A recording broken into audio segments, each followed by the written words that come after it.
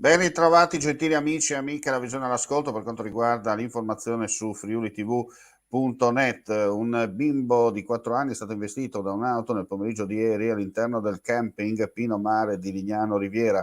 Per cause in corso di accertamento, il bimbo verso le 17 è stato portato da un'auto. Subito sono scattati i soccorsi sul posto, l'ambulanza e l'eliambulanza. Il bambino poi, dopo essere stato stabilizzato sul posto, è stato trasferito in volo all'ospedale di Udine, dove si trova ricoverato in prognosi riservata. Adesso parliamo di economia, perché ci sono importanti novità per quanto riguarda l'economia in Friuli Venezia Giulia.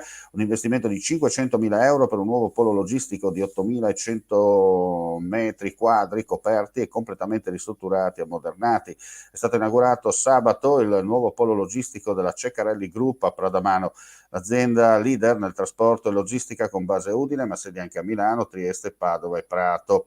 Alla cerimonia di inaugurazione erano presenti chiaramente il presidente del gruppo, Luca Ceccarelli, alla vicepresidente Maria Rosa Zermano, all'amministratore delegato Gabriel Fanelli, c'erano anche l'assessore regionale alle attività produttive e turismo Sergio Emilio Bini, il sindaco di Pradamano Enrico Mossenta e il presidente di Confapi Friuli Venezia Giulia Massimo Paniccia. Adesso ci trasferiamo in altro luogo perché ci sono anche altre iniziative in corso per quanto riguarda il Friuli Venezia Giulia, anche legate alla solidarietà, ma al mondo del digitale, perché valorizzare e promuovere attraverso i più innovativi linguaggi digitali, dalla comunicazione ai film marketing allo storytelling, l'operato di tenaci realtà imprenditoriali della montagna friulana e delle zone interne della nostra regione, tra Carnia, Dolomiti Friulane, fino alle valli del Natisone. Era questo l'obiettivo dell'inedito progetto Percorsi Spericolati che la Fondazione Pietro Pittini ha svolto in questi mesi assieme alle associazioni Meraki Desideri Culturali e Rob De Mat, con il sostegno della cooperativa Kramas e dell'Eco Museo Lis Aganis e dei 2 parchi naturalistici regionali, per portare ad emissione e sostenere le esperienze di coloro che hanno scelto di vivere e lavorare nelle terre alte della nostra regione.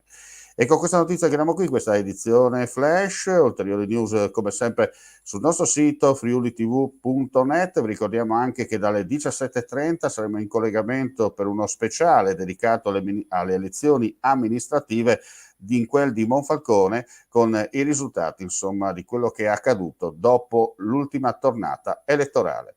Vista l'ora, buon pranzo a tutti, alla prossima. Torna dopo lo stop imposto dalla pandemia la tradizionale fiera dei vini di Corno di Rosazzo. 5 giorni tutti da vivere tra degustazioni, enoturismo, la mitica e unica grigliata come una volta e tanto divertimento. Il tutto all'aria aperta, di giorno e di notte, anche in caso di pioggia. Se sei un vero adoratore di Dio Bacco, a Corno devi andare, perché chi beve solo acqua ha un segreto da nascondere. Fiera dei vini a Corno di Rosazzo, ingresso libero.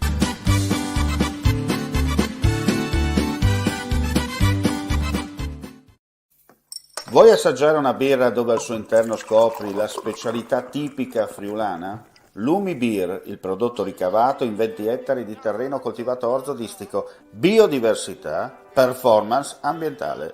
Lumi Beer nelle sue 5 versioni disponibili, 4 per consumo veloce e dissetante e la versione Magnum per intenditori. Lumi Beer si abbina a qualsiasi palato. Lumi Beer è un prodotto esclusivo Azienda Agricola Pancera, il buon seme, i buoni frutti.